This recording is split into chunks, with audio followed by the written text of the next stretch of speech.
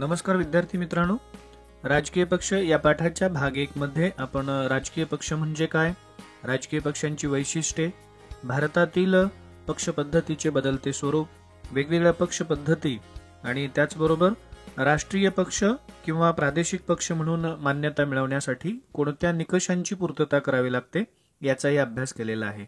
जर आपण भाग 1 बघितलेला नसेल तर त्या व्हिडिओची लिंक याच व्हिडिओच्या वरती उजव्या कोपऱ्यात आय बटनला देण्यात आलेली आहे आणि त्याचबरोबर डिस्क्रिप्शन मध्ये सुद्धा त्या व्हिडिओची लिंक देण्यात आलेली आहे, तिथे जाऊन तुम्ही त्याचा अभ्यास करू शकता। विद्यार्थी मित्रांनो, भाग 2 मध्ये आपण भारतातील राष्ट्रीय पक्षांचा अभ्यास करणार आहोत, परंतु इथे 13 डिसेंबर 2016 पर्यंत निवडणूक आयोगाकडे ज्या राष्ट्रीय पक्षांची नोंद होती त्याचाच आपण या ठिकाणी अभ्यास करणार आहोत। त्याच्यानंतर झालेले जे काही बदल असतील त्याचा समावेश या ठिकाणी करण्यात आलेला नाही। चला तर आपण भारतातील पहिल्या राष्ट्रीय पक्षाचा अभ्यास करूया। भारतातील जो पहिला राष्ट्रीय पक्ष आहे त्याचे नाव आहे भारतीय राष्ट्रीय काँग्रेस। या भारतीय राष्ट्रीय काँग्रेस पक्षाची जी स्थापना आहे ती 1885 साली झालेली आहे। स्थापनेच्या वेळी मात्र काँग्रेस ही एक सर्वसमावेशक स्वरूपाची भारताच्या स्वातंत्र्यासाठी लढणारी किंवा प्रयत्न करणारी एक चळवळ होती आणि त्याच्यानंतरच्या कालावधीमध्ये मात्र याचंच रूपांतर आपल्याला पक्षामध्ये झालेलं दिसतं। भारतीय स्वातंत्र्य हे एकच उद्दिष्ट डोळ्यासमोर ठेवून हे सगळेजण त्या ठिकाणी एकत्र आलेले होते, त्यामुळे या चळवळीमध्ये विविध विचारसरणीचे गट एकत्र आलेले होते। मात्र या सगळ्यांचं उद्दिष्ट पूर्ण झालं म्हणजे आपला भारत देश स्वतंत्र झाला आणि भारत देश स्वतंत्र झाल्यानंतरच्या काळामध्ये काँग्रेस एक सर्वात प्रभावी पक्ष म्हणून आकारास आला किंवा उदयास आला।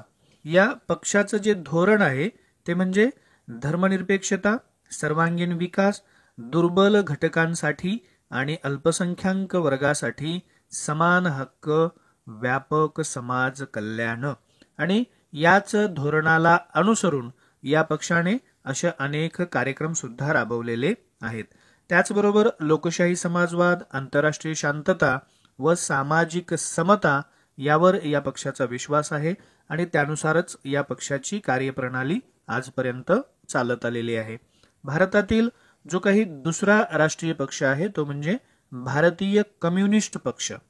हा भारतीय कम्युनिस्ट पक्ष मार्क्सवादी विचारसरणीवर आधारलेला हा पक्ष आहे आणि अशा या पक्षाची जी स्थापना आहे ते 1925 साली झालेली आहे। असा विचार केला तर भारतातला हा एक जुना पक्ष म्हणून ओळखला जातो। हा पक्ष मार्क्सवादी विचारसरणीवर आधारलेला असल्यामुळे मजूर, कष्टकरी वर्ग आणि कामगारांच्या हितासाठी कार्य करत असतो आणि त्या कामगारांचं हित जपण्याचा प्रयत्न या पक्षामार्फत नेहमी केला जातो।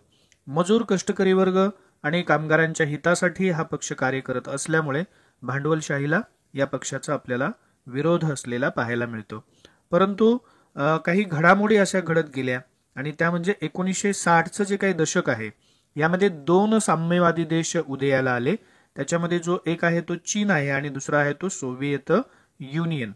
मग आता या साम्यवादी देशांपैकी कोणाचं नेतृत्व स्वीकारायचं यावरून मात्र या पक्षातील नेत्यांमध्ये वैचारिक मतभिन्नता निर्माण झाली, कारण चीन आणि सोव्हिएत रशियामध्ये सुद्धा मार्क्सवादी विचारसरणीचाच प्रभाव आहे आणि त्याच्याच आधारे त्या संपूर्ण देशाचा जो काही कारभार आहे तो चालवला जातो।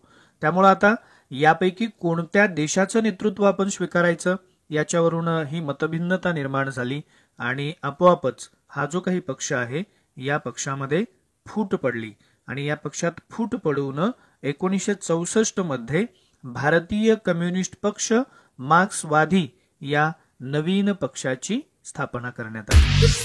आपला जो तिसरा राष्ट्रीय पक्ष आहे तो म्हणजे भारतीय जनता पक्ष।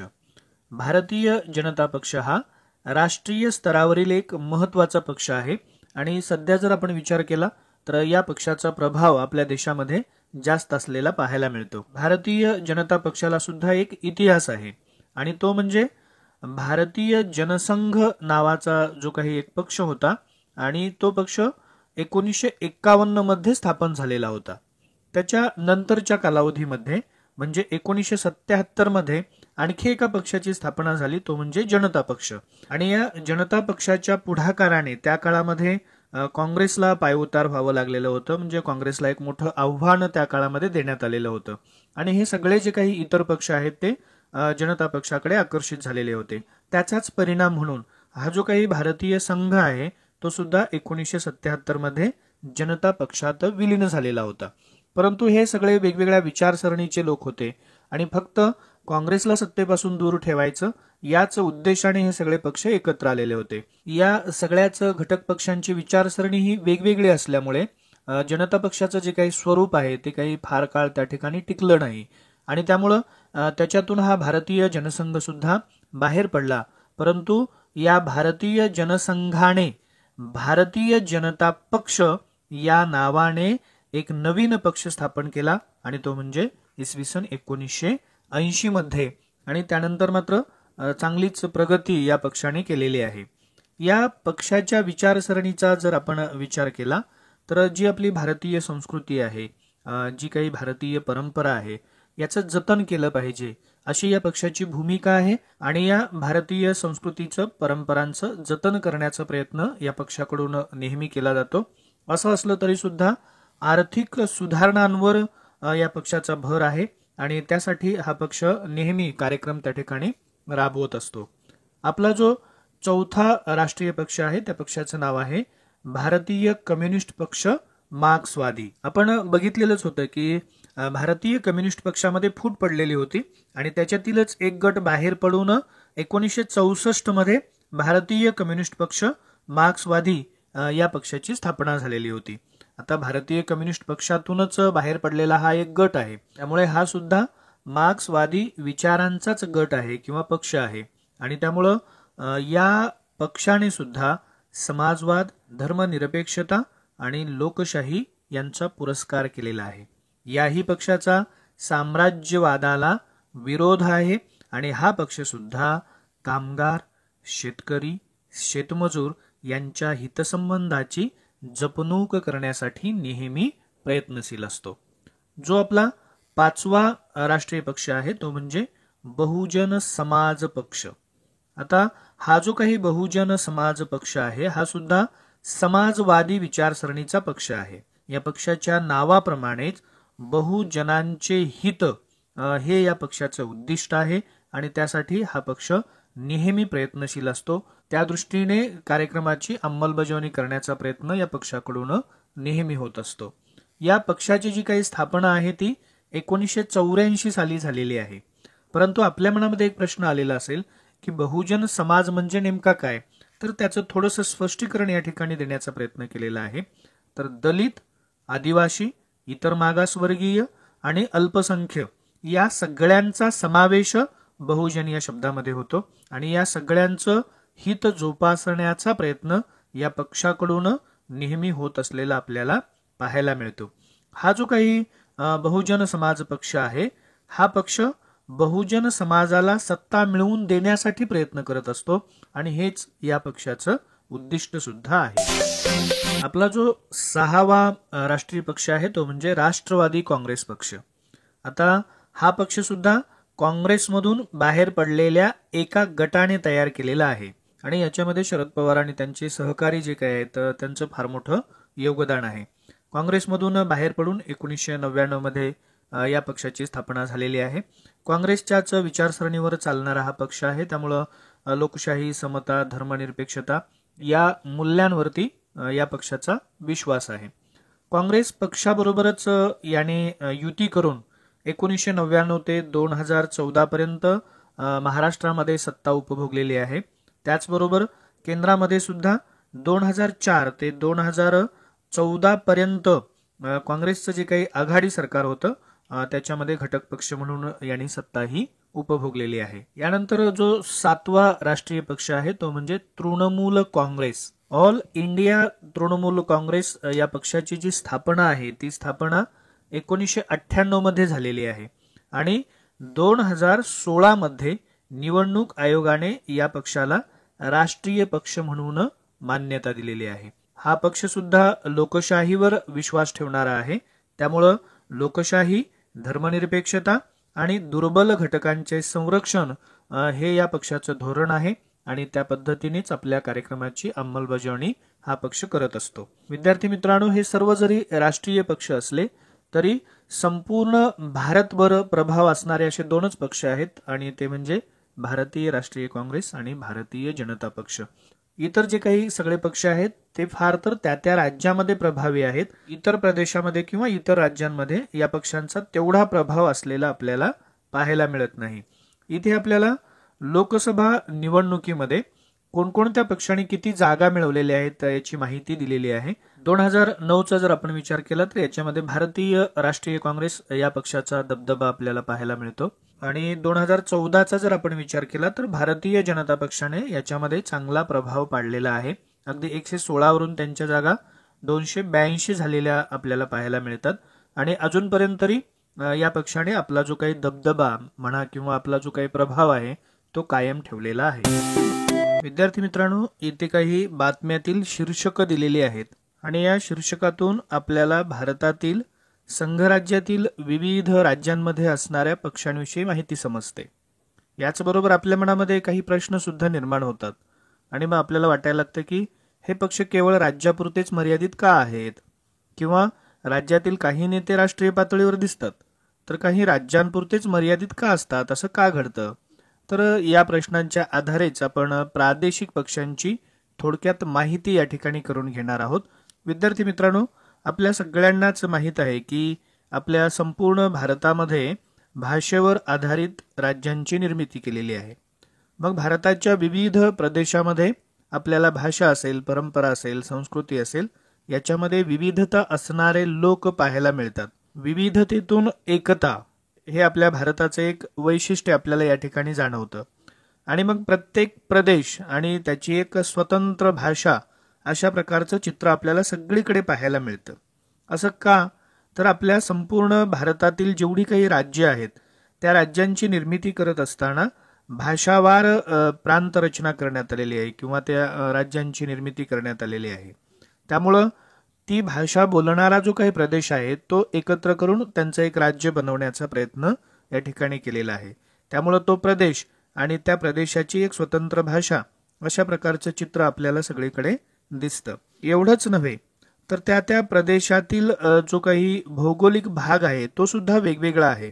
म्हणजे भौगोलिक रूपामध्ये सुद्धा आपल्याला विविधता पाहायला मिळते. भाषावार प्रांतरचना केल्यामुळे आपल्याला प्रत्येक राज्य इतरांपेक्षा वेगळं दिसतं. महाराष्ट्र जसा मध्य प्रदेश किंवा कर्नाटक यांच्यापेक्षा वेगळा आहे, त्याचप्रमाणे महाराष्ट्रातही आपल्याला भौगोलिक आणि सांस्कृतिक विविधता पाहायला मिळते. आपण वरती बघितलेलं आहे की भाषा असेल, परंपरा असेल, संस्कृती असेल, भौगोलिक स्वरूप असेल, या सगळ्यांमध्ये आपल्याला एक वेगळेपण पाहायला मिळतं आणि हे त्या प्रदेशाचं वेगळेपण आहे. या सगळ्यांविषयी प्रत्येक व्यक्तीच्या मनामध्ये एक आत्मीयतेची भावना आहे. म्हणजे ही आपली भाषा, हा आपला प्रदेश, या आपल्या परंपरा, ही आपली संस्कृती आणि ही जी काही आत्मीयतेची भावना आहे, ही आत्मीयतेची भावना पुढे जाऊन त्यांच्यामध्ये अस्मिता निर्माण करते आणि मग ही जी काही अस्मिता आहे, ही अस्मिता निर्माण होऊ लागली की त्यातून प्रादेशिकता निर्माण होते. अस्मिता म्हणजे काय? तर त्याविषयी वाटणारा अभिमान. मग त्या भाषेविषयी आपल्याला अभिमान वाटतो, त्या परंपरेविषयी आपल्याला अभिमान वाटतो, ती संस्कृती असेल किंवा तो भौगोलिक प्रदेश असेल त्याविषयी आपल्याला अभिमान वाटतो आणि त्यातून ही प्रादेशिकता निर्माण होत असते. ही प्रादेशिकता निर्माण झाल्यानंतर त्याच्यातून मग राजकीय पक्षांची सुद्धा निर्मिती होत असते. ती कशी होते तेही आपण या ठिकाणी अभ्यासणार आहोत. एकदा का प्रादेशिकता निर्माण झाली की मग लोक काय करायला लागतात? आपल्या आपल्या प्रदेशाच्या हिताचा विचार करायला लागतात, आपल्या विकासाचा विचार करायला लागतात. ही जी काही त्यांची भावना आहे ती हळूहळू वाढत जाते. आपली भाषा, आपले साहित्य, परंपरा, सामाजिक सुधारणांचा इतिहास, शैक्षणिक व सांस्कृतिक चळवळी इत्यादींविषयीचा त्यांना अभिमान वाटायला लागतो आणि त्यातूनच भाषिक अस्मिता वाढायला लागते. म्हणजे आपल्या भाषेविषयीचा अभिमान त्या लोकांच्या मनामध्ये निर्माण होत असतो आणि मग आपल्या प्रदेशाचा विकास झाला पाहिजे. इथली जी काही साधन सामग्री आहे याच्यावर आपला अधिकार आहे, रोजगाराच्या संधीवर आपला हक्क आहे आणि तो आपल्याला मिळाला पाहिजे अशा प्रकारची भावना या लोकांच्या मनामध्ये निर्माण होते आणि मग प्रादेशिक अस्मिता आकारास लागते, म्हणजेच आपल्या प्रदेशाविषयीचा अभिमान त्यांच्या मनामध्ये निर्माण व्हायला लागतो. अशाच प्रकारच्या भाषिक, प्रादेशिक, सांस्कृतिक आणि त्यांच्याशी संलग्न असणाऱ्या जेवढ्या काही अस्मिता आहेत, म्हणजे जेवढ्या गोष्टींचा आपल्याला अभिमान वाटत असतो, या सगळ्या अस्मिता संघटित होतात आणि त्यातून प्रादेशिकतेची भावनाही आणखी बळावते आणि मग काही वेळेस स्वतंत्र राजकीय पक्ष निर्माण होतात, तर काही वेळेस आपल्या प्रदेशाचा विकास करण्यासाठी किंवा इथल्या साधन सामग्रीवर आपलाच हक्क असावा या भावनेतून काही दबाव गट तयार होतात, काही चळवळी तयार होतात आणि त्या माध्यमातून ते प्रयत्न करत असतात. पण काही वेळेस स्वतंत्र राजकीय पक्ष तयार होतात आणि ते राजकीय पक्ष मग त्या प्रदेशाच्या हितासाठी कार्य करण्याचा प्रयत्न करत असतात. विद्यार्थी मित्रांनो, आता आपण प्रादेशिक पक्ष म्हणजे काय ते या ठिकाणी अभ्यासूया. तर आपण बघितलेलंच आहे की प्रादेशिकता म्हणजे काय, तर आपल्या प्रदेशाविषयी वाटणारा अभिमान आणि त्याचबरोबर आपल्या प्रदेशाचा विकास झाला पाहिजे आणि इथल्या सगळ्या साधन सामग्रीवर आपला हक्क असला पाहिजे ही भावना, आणि मग त्याच भावनेतून हे प्रादेशिक पक्ष तयार होत असतात. त्यामुळे याची व्याख्या आपल्याला अशी करता येईल: विशिष्ट प्रदेशाच्या वेगळेपणाचा अभिमान बाळगणाऱ्या आणि त्याचा विकास व्हावा म्हणून सत्तेच्या स्पर्धेत उतरणाऱ्या राजकीय गटांना प्रादेशिक पक्ष असे म्हणतात. म्हणजे हा एक आपल्या प्रदेशाविषयी अभिमान बाळगणारा आणि त्या प्रदेशाचा विकास व्हावा म्हणून प्रयत्नशील असणारा राजकीय गट आहे. तर या राजकीय पक्षांचा जो प्रभाव असतो तो त्या त्या प्रदेशापुरता मर्यादित असतो, कारण हे सगळे राजकीय पक्ष त्या प्रदेशाचे हितसंबंध जोपासण्यासाठीच तयार झालेले असतात आणि त्यासाठीच ते काम करत असतात. त्यामुळे इतर राज्यांमध्ये त्या पक्षांचा प्रभाव असलेला आपल्याला दिसत नाही. तरी सुद्धा आपल्या प्रदेशामध्ये प्रभावी भूमिका घेऊन ते राष्ट्रीय राजकारणावर आपली छाप पाडण्याचा प्रयत्न करत असतात. जर आपण शिवसेनेचं उदाहरण घेतलेलं असेल तर शिवसेना हा एक प्रादेशिक पक्ष आहे. महाराष्ट्रामध्ये त्याचा चांगला प्रभाव आहे, पण महाराष्ट्रातला जो काही प्रभाव आहे त्याच्या आधारे ते दिल्लीतील राजकारणावरती सुद्धा प्रभाव टाकण्याचा किंवा त्याच्यावरती छाप टाकण्याचा प्रयत्न करत असतात आणि त्यासाठी म्हणजे तिथे दबाव टाकून आपल्या राज्यासाठी आपल्याला काही सोयी सुविधा मिळवता येतात का याचा विचार किंवा याचा प्रयत्न या प्रादेशिक पक्षांकडून नेहमी त्या ठिकाणी होत असतो. या ज्या काही सगळ्या प्रादेशिक पक्षांची भूमिका जर आपण विचारात घेतली तर हे सगळेच प्रादेशिक पक्ष प्रादेशिक समस्यांना प्राधान्य देत असतात, कारण त्यांना प्रादेशिक समस्या सोडवायच्या असतात. इथल्या प्रदेशाच्या हिताचा त्यांना विचार करायचा असतो, इथल्या प्रदेशाचा त्यांना विकास करायचा असतो. त्याचबरोबर विकासासाठी त्यांना इथे अधिकार नको आहेत, तर त्यांना अधिकाराऐवजी स्वायत्तता हवी आहे, म्हणजे स्वातंत्र्य हवं आहे. आणि मग आम्ही स्वतंत्रपणे आमच्या प्रदेशाचा त्या ठिकाणी विकास करणार आहोत. आम्हाला फक्त अधिकार देऊन चालणार नाही, तर आमच्या प्रदेशाचा विकास करण्यासाठी आमच्या प्रदेशातील समस्या सोडवण्यासाठी आम्हाला पूर्ण स्वायत्तता मिळणं गरजेचं आहे.